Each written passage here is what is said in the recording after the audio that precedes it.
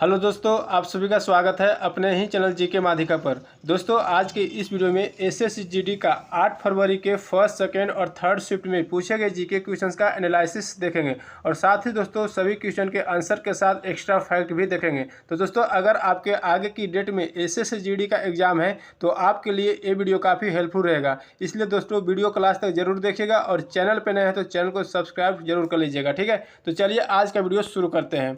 तो दोस्तों, पहला प्रश्न पूछा गया है, भारतीय राष्ट्रीय कांग्रेस पार्टी का अध्यक्ष कौन है। तो दोस्तों, वर्तमान में भारतीय राष्ट्रीय कांग्रेस पार्टी का अध्यक्ष मल्लिकार्जुन खड़गे है। ठीक है, अब दोस्तों बात कर लेते हैं कि बीजेपी का अध्यक्ष कौन है। तो वर्तमान में बीजेपी का अध्यक्ष जेपी नड्डा है। ठीक है, तो ध्यान रखिएगा। अगला प्रश्न देखते हैं। क्वेश्चन पूछा गया है कि कल्याणी उमा का संबंध किस नृत्य शैली से है। तो दोस्तों, कल्याणी उमा का संबंध जो है मोहिनी अट्टम शास्त्रीय नृत्य शैली से है। ठीक है, अब दोस्तों बात कर लेते हैं कि रागिनी देवी, हेमा मालिनी, श्रीदेवी, भारती शिवाती, शिवाजी और शांता राव सभी जो दोस्तों मोहिनी अट्टम शास्त्रीय नृत्य से संबंधित है। ठीक है, तो सभी फैक्ट को ध्यान रखिएगा। अगला प्रश्न देखते हैं। क्वेश्चन पूछा गया है कि भारत जोड़ो यात्रा का नेतृत्व किसने किया है। तो दोस्तों, भारत जोड़ो यात्रा का नेतृत्व किसने किया है। तो भारतीय राष्ट्रीय कांग्रेस के पूर्व अध्यक्ष एवं सांसद राहुल गांधी ने भारत जोड़ो यात्रा का नेतृत्व किया है। ठीक है, तो इसका आंसर हो जाएगा राहुल गांधी ने भारत जोड़ो यात्रा का नेतृत्व किया है। ठीक है, और दोस्तों यह जो है यात्रा कन्याकुमारी से शुरू किया गया है और जम्मू कश्मीर में समाप्त करनी है। कुल 12 राज्यों एवं 2 केंद्र शासित प्रदेशों से होकर गुजरेगी, जो 150 दिनों में 3570 किलोमीटर की यात्रा करनी है। ठीक है, तो सभी फैक्ट को ध्यान रखिएगा। अगला प्रश्न देखते हैं। क्वेश्चन पूछा गया कि फील्ड हॉकी में कितने खिलाड़ी होते हैं। तो दोस्तों, फील्ड हॉकी में 11 खिलाड़ी होते हैं। ठीक है, अब दोस्तों बात कर लेते हैं कि फुटबॉल और क्रिकेट में कितने खिलाड़ी होते हैं। तो 11 खिलाड़ी होते हैं। बेसबॉल और खो खो में 9 खिलाड़ी होते हैं। कबड्डी, वाटर पोलो, नेटबॉल में 7 खिलाड़ी होते हैं। टेनिस एवं टेबल टेनिस में 1 या 2 खिलाड़ी होते हैं। पोलो में 4 खिलाड़ी होते हैं। बास्केटबॉल में 5 खिलाड़ी होते हैं। जिम्नास्टिक में 8 खिलाड़ी होते हैं। रग्बी फुटबॉल में 15 खिलाड़ी होते हैं। तो सभी फैक्ट को ध्यान रखिएगा। अगला प्रश्न देखते हैं। क्वेश्चन पूछा गया है कि प्रयाग प्रशस्ति की रचना किसने की है। तो दोस्तों, प्रयाग प्रशस्ति की रचना किसने की है। तो सम्राट समुद्रगुप्त के दरबारी कवि हरिसेन द्वारा रचित लेख था। तो इसका आंसर हो जाएगा कि प्रयाग प्रशस्ति की रचना जो है हरिसेन ने की है। ठीक है, अगला प्रश्न देखते हैं। क्वेश्चन पूछा गया है कि त्रिपुरा राज्य का खर्ची उत्सव कितने दिनों तक मनाया जाता है। तो दोस्तों, त्रिपुरा राज्य का खर्ची उत्सव जो है 7 दिनों तक मनाया जाता है। ठीक है, और इसे एक शाही घटना भी माना जाता है। हर साल यह जुलाई में अमावस्या के 8वें दिन मनाया जाता है। ठीक है, तो सभी फैक्ट को ध्यान रखेगा। अगला प्रश्न देखते हैं। क्वेश्चन पूछा गया कि वंदे मातरम के रचयिता कौन है। तो दोस्तों, वंदे मातरम की रचयिता कौन है। तो 1882 ईस्वी में वंदे मातरम बंकिम चंद्र चट्टोपाध्याय के प्रसिद्ध उपन्यास आनंद मठ में सम्मिलित है। तो इसका आंसर हो जाएगा कि वंदे मातरम की रचयिता कौन है। तो बंकिम चंद्र चट्टोपाध्याय है। ठीक है, अब दोस्तों बात कर लेते हैं कि भारत का राष्ट्रीय गीत वंदे मातरम सर्वप्रथम 1896 में गाया गया था। तो इसको भी याद रखिएगा। अगला प्रश्न देखते हैं। क्वेश्चन पूछा गया है कि हरित क्रांति किसके वृद्धि के लिए लागू की गई थी। तो दोस्तों, हरित क्रांति दोस्तों कृषि उत्पादन के लिए लागू की गई थी। ठीक है, अब दोस्तों बात कर लेते हैं कि भारत में पहली हरित क्रांति 1960 के दशक में प्रारंभ हुई, जिसका उद्देश्य क्या था। तो जिसका उद्देश्य जो है भारत के कृषि उत्पादन में वृद्धि करके भारत को खाद्यान्न के क्षेत्र में आत्मनिर्भर बनाना था। ठीक है, भारत में हरित क्रांति का जनक MS स्वामीनाथन को जाना जाता है। ठीक है, तो सभी फैक्ट को ध्यान रखिएगा। अगला प्रश्न देखते हैं। क्वेश्चन पूछा गया है कि राज्यों में संवैधानिक आपातकाल कौन लगाता है। तो दोस्तों, राज्यों में संवैधानिक आपातकाल जो है राष्ट्रपति लगाता है। ठीक है, अब दोस्तों बात कर लेते हैं कि राष्ट्रपति जो है 3 प्रकार के आपात लागू कर सकता है। पहला जो है राष्ट्रीय आपात, जो अनुच्छेद 352 के तहत लागू कर सकता है। दूसरा राष्ट्रपति शासन अनुच्छेद 356 के तहत लागू कर सकता है। और तीसरा जो है वित्तीय आपात अनुच्छेद 360 के तहत लागू कर सकता है। ठीक है, तो सभी फैक्ट को ध्यान रखिएगा। अगला प्रश्न देखते हैं। क्वेश्चन पूछा गया है कि श्वेत क्रांति किससे संबंधित है।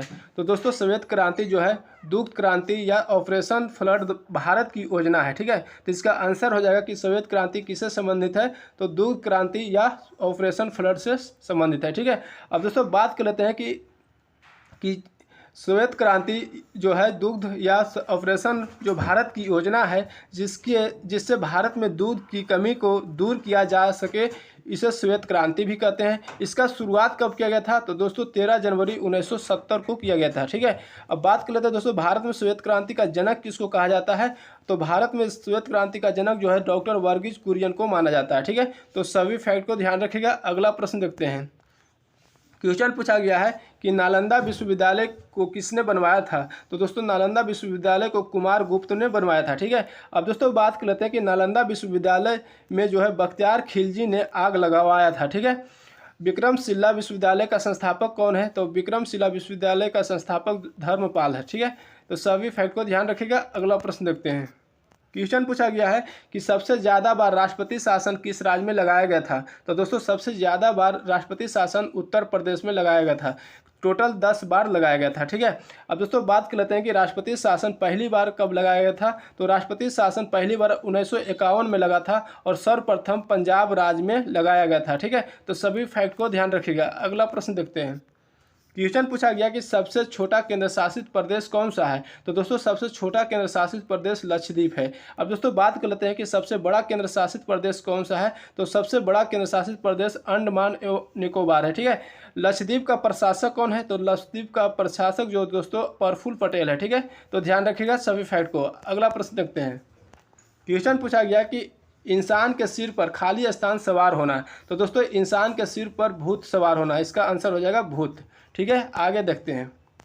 क्वेश्चन पूछा गया है कि इंद्र का पर्यवाचिक शब्द क्या होता है? तो दोस्तों इंद्र का पर्यवाचिक शब्द होता है अमरपति, अमरनाथ, पुरंदर, देवपति, सूरपति, देवेश, सचिपति, महेंद्र, देवेंद्र, सुरेश। ये सभी दोस्तों इंद्र का पर्यवाचिक शब्द होता है। ठीक है, अगला प्रश्न देखते हैं। क्वेश्चन पूछा गया कि ब्राह्मण का पर्यवाचिक शब्द क्या होता है? तो दोस्तों ब्राह्मण का पर्यवाचिक शब्द होता है विप्र, द्विज, भूसुर, भूदेव, बाभन। ये सभी दोस्तों ब्राह्मण का पर्यवाचिक शब्द होता है। ठीक है, अगला प्रश्न देखते हैं। क्वेश्चन पूछा गया कि कुरूप का विलोम शब्द क्या है? तो कुरूप का विलोम शब्द क्या होता है? तो रूपवान होता है। ठीक है, अगला प्रश्न देखते हैं। क्वेश्चन पूछा गया कि भारत का सबसे दक्षिण पॉइंट को क्या कहते हैं? तो दोस्तों भारत के सबसे दक्षिण पॉइंट को इंदिरा पॉइंट कहते हैं और यह जो है निकोबार द्वीप समूह में स्थित है। ठीक है, अगर दोस्तों बात करें भारत में सबसे उत्तरी पॉइंट को क्या कहते हैं? तो उत्तरी पॉइंट को दोस्तों इंदिरा कौल कहा जाता है जो जम्मू कश्मीर में स्थित है। ठीक है, तो सभी फैक्ट को ध्यान रखिएगा। अगला प्रश्न देखते हैं। क्वेश्चन पूछा गया है कि केरल के मुख्यमंत्री कौन है? तो दोस्तों केरल के मुख्यमंत्री पिनराई विजयन है और केरल का राज्यपाल कौन है? तो केरल का राज्यपाल आरिफ मोहम्मद खान है। ठीक है, तो ध्यान रखिएगा। अगला प्रश्न देखते हैं। क्वेश्चन पूछा गया है कि सहायक संधि की पद्धति किस गवर्नर ने शुरू की थी? तो दोस्तों सहायक संधि की पद्धति जो है लॉर्ड वेलेस्ली ने शुरू की थी। ठीक है, अब दोस्तों बात कर लेते हैं कि अस्थायी बंदोबस्त की पद्धति जो है किसने लागू की थी? तो अस्थायी बंदोबस्त की पद्धति जो है लॉर्ड कॉर्नवालिस ने लागू की थी। ठीक है, तो सभी फैक्ट को ध्यान रखिएगा। अगला प्रश्न देखते हैं। क्वेश्चन पूछा गया है कि अर्थशास्त्र पुस्तक के लेखक कौन है? तो दोस्तों अर्थशास्त्र के पुस्तक चाणक्य है, जिसे कौटिल्य या विष्णुगुप्त भी कहते हैं। ठीक है, अब दोस्तों बात कर लेते हैं कि राजतरंगिणी पुस्तक के लेखक कौन है? तो राजतरंगिणी पुस्तक के लेखक कलहन है। अष्टाध्यायी के लेखक जो है पाणिनि है। पंचतंत्र का लेखक विष्णु शर्मा है। कंदामरी का लेखक बाणभट्ट है। ठीक है, तो सभी फैक्ट को ध्यान रखिएगा। अगला प्रश्न देखते हैं।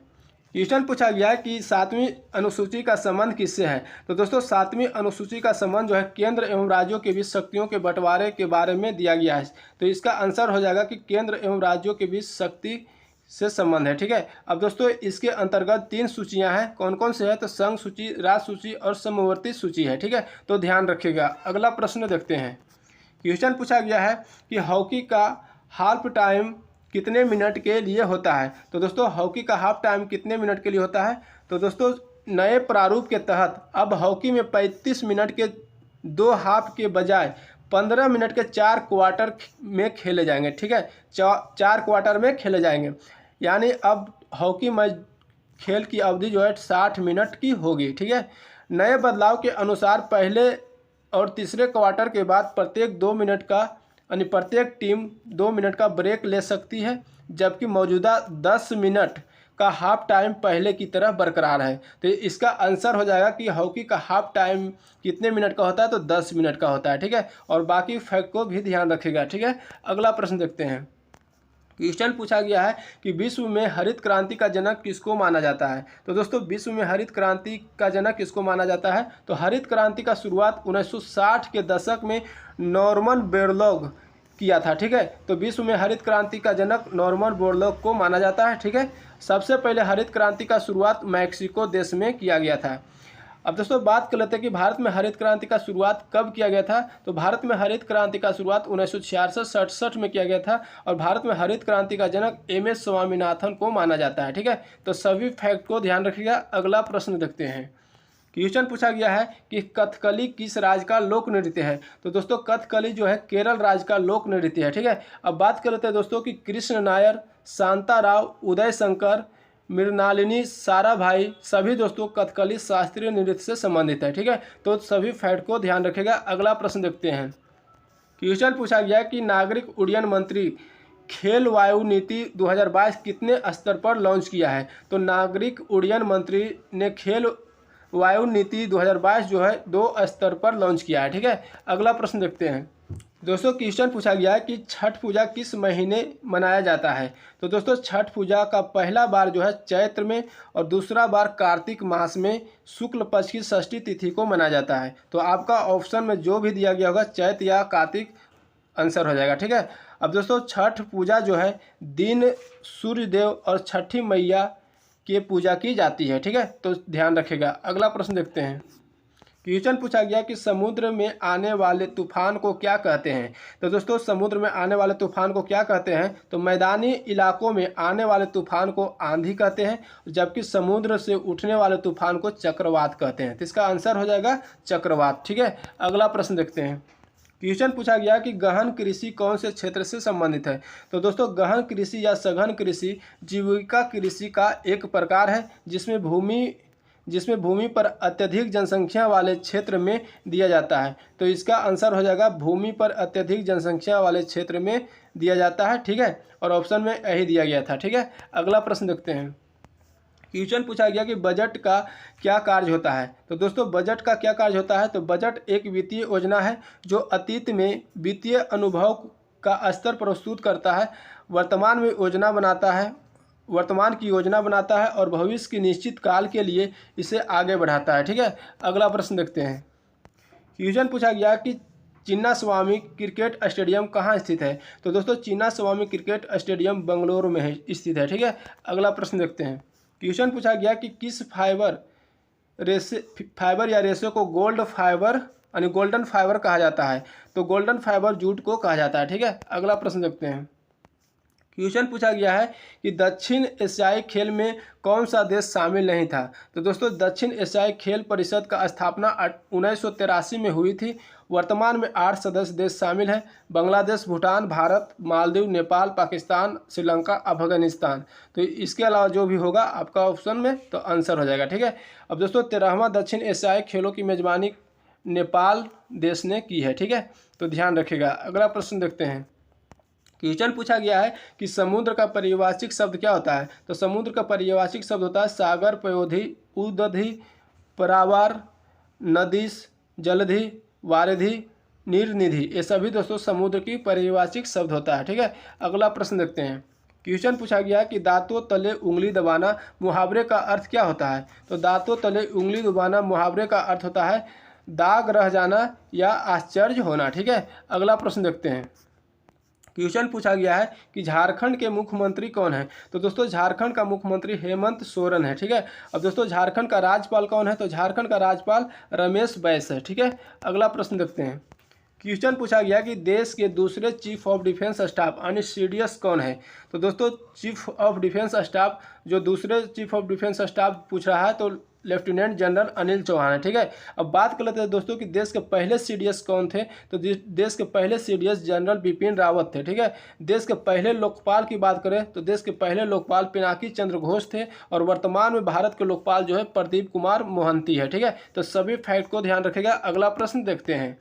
क्वेश्चन पूछा गया कि विद्युत धारा को मापने के लिए किस यंत्र का प्रयोग किया जाता है। तो दोस्तों विद्युत धारा को मापने के लिए अमीटर का प्रयोग किया जाता है। ठीक है, अब बात कर लेते हैं दोस्तों कि विद्युत धारा का एसआई मात्रक क्या होता है। तो विद्युत धारा का एसआई मात्रक एम्पियर होता है। ठीक है, अगला प्रश्न देखते हैं। क्वेश्चन पूछा गया कि भारतीय संविधान के किस अनुसूची में भाषाओं का उल्लेख किया गया है। तो दोस्तों भारतीय संविधान के किस अनुसूची में भाषाओं का उल्लेख किया गया है। तो संविधान के 8वीं अनुसूची में 22 भाषाओं का उल्लेख किया गया है।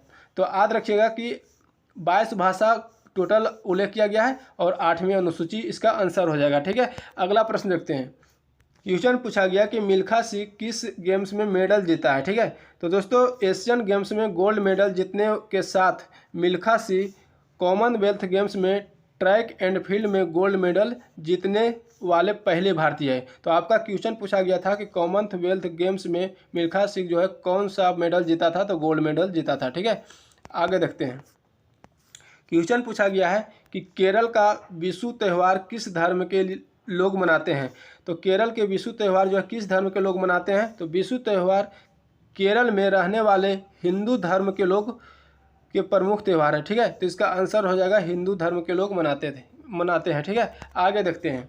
क्वेश्चन पूछा गया है कि हरित क्रांति किस वर्ष शुरुआत किया गया था। तो दोस्तों हरित क्रांति का शुरुआत 1960 के दशक में नॉर्मन बोरलॉग द्वारा किया गया था। ठीक है, तो सभी फैक्ट को ध्यान रखेगा, इस पॉइंट को भी आगे देखते हैं।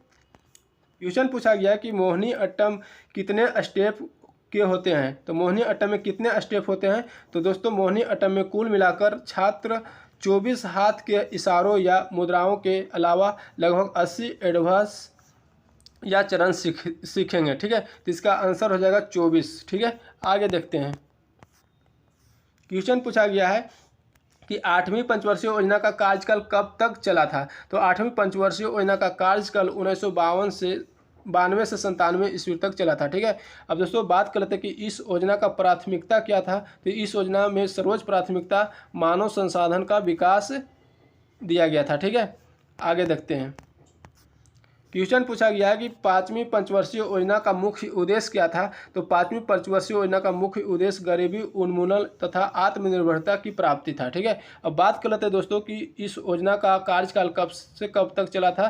तो इस योजना का कार्यकाल 1974 से 78 ईस्वी तक चला था और गरीबी हटाओ का नारा भी इसी योजना में दिया गया था, यानी 5वीं पंचवर्षीय योजना में दिया गया था। ठीक है, तो ध्यान रखेगा सभी फैक्ट को। आगे देखते हैं।